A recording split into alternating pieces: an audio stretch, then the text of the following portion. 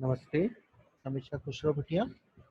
Myself, Dr. Gaurav Gupta, Assistant Professor, Department of Forensic Medicine and Toxicology, Faculty of Homeopathic Science, Jyoti Vidyapeeth, Women's University, Jaipur. In this practical session, we will discuss examination of rape victims. So, what are the instructions for examination of a rape victim? Obtain written consent for the examination and collection of specimens of blood, etc., and to supply copies of all medical reports to the police. With a cotton swab, take material from introitus and perineum. Take material from lower part of vagina, posterior fornix and cervical os using separate swabs and make 2 slides and allow them to dry for 2 to 3 minutes and fix by heat. Keep one swab in test tube for acid phosphate determination. Insert a swab in test tube containing a small amount of normal saline and examine the fluid from motile spermatozoa. Comb pubic hair and place loose hairs in labeled envelope. Cut samples of pubic hairs 10 to 12 hairs and place in labeled envelope. Obtain blood around 5 ml plain for grouping and DNA profile and 5 ml in sodium chloride for alcohol and drugs and ventral diseases. Obtain fingernail scraping and place it in labeled envelope. Collect any loose hair or fibers found on the person or clothes. Collect dried blood stains and indicate the site from which collected. Collect material from cervix for gonorrheal infection. Obtain swabs from bite marks. Preserve garments having suspected seminal or blood stains after drying them. In most young women, a finger may be passed into vagina although the hymen is intact. If the vagina opening is enough to admit 2 fingers easily and the hymen shows old tears, it indicates that the woman is used to sexual intercourse. Procedure for examination. Informed consent. Consent of the victim should be taken in writing in presence of a witness if she is above the age of 12 years. If she is under the age of 12 years or a mentally subnormal person, the written consent of the parents or guardian should be taken.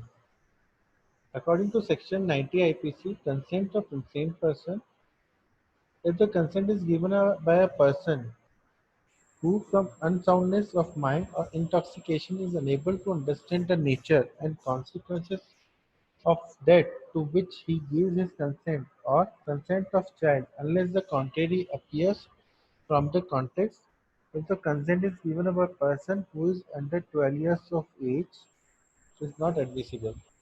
Section 53 of CRPC, the examination should be made in the presence of a female nurse or a female relation unless the doctor is female. Whenever a female is to be examined, the examination should be made only by or under the supervision of a female registered practitioner. The principal features of the examination are preliminary data,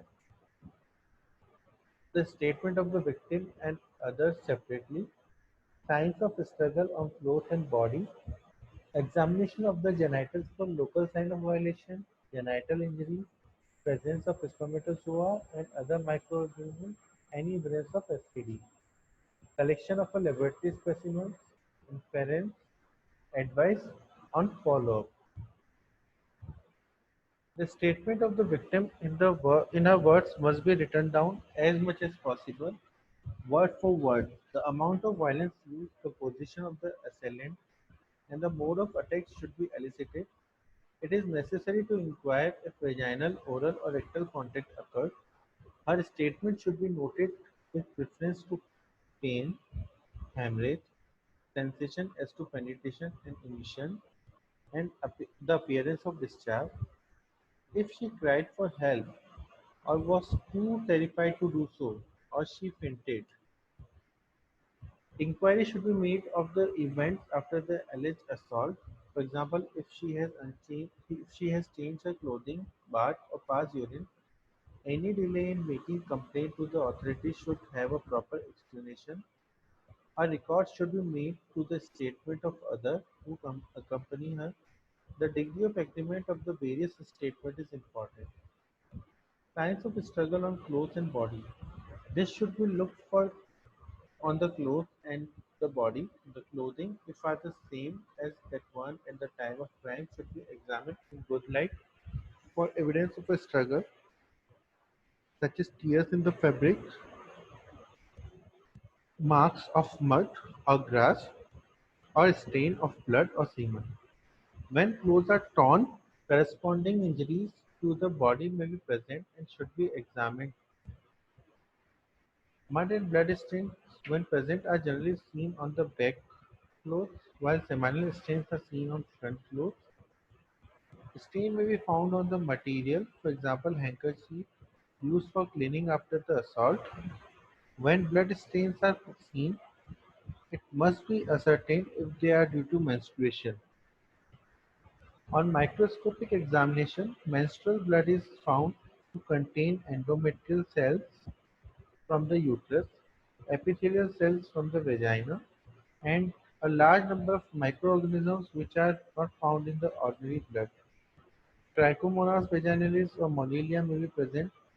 Blood should be taken for grouping and DNA characteristics to determine if the stains belong to the victim or assailant. Seminal stains should also be grouped to ascertain subsequently if they match with the assailant blood group. The clothing should be retained, carefully dried, labeled, and forwarded to the forensic science laboratory for examination of suspicious stain, either blood, semen, or both.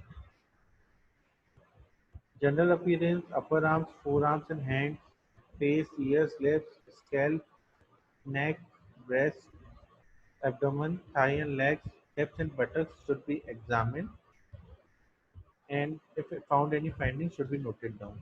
Bruises and contusions should be noted down. If there is any sign of laceration or ligature mark or pattern injury, inspection and labial traction should be done. Swab should be taken. Speculum can be used. Anal examination, vaginal examination and swab, and buccal swab for DNA profiling, and other swabs should be taken. Fingernail scraping should be done. Pubic hair should be collected. Clothing and debris should be collected, and toxicological samples like blood or urine can be taken. Normally, sperm remains motile in the vagina for about 6 to 8 hours and occasionally for 12 hours. Non-motile forms are detectable for about 24 hours with occasional reports to 48 to 72 hours and very rarely 96 hours. Motility persists longer at body temperature. The sperm remain motile in the uterus cavity for 3 to 5 days. Non-motile sperms remain in the uterine cavity for weeks or months after death. To demonstrate the presence of a sperm, the vaginal contents are aspirated by means of a blunt-ended pipette. A wet preparation is then made on a slide and examined under a microscope for motile spermatozoa. If motile sperms are seen, it should mean that intercourse has taken place within about 12 hours. If the sperms are non-motile, it is not possible to say exactly when intercourse took place, except that it may be over 12 hours and within 24 to 48 hours and occasionally up to 72 hours. Intact sperms are rarely found in the vagina after 72 hours of coitus. In such a case, sperm heads and tails can be separately demonstrated by using picorin dichochromine, which stains sperm at red and tail green and red. A smear is also made from the vaginal contents, fixed by gentle heat and stained by Giles-Nelson method, and examined for the presence of spermatozoa and smegma bacilli. This session is powered by Digital Version 2.0, Jyoti Vidyapeeth Women's University. Hope you are satisfied with my digital session. If you have any query, please mention in comment box. Thank you.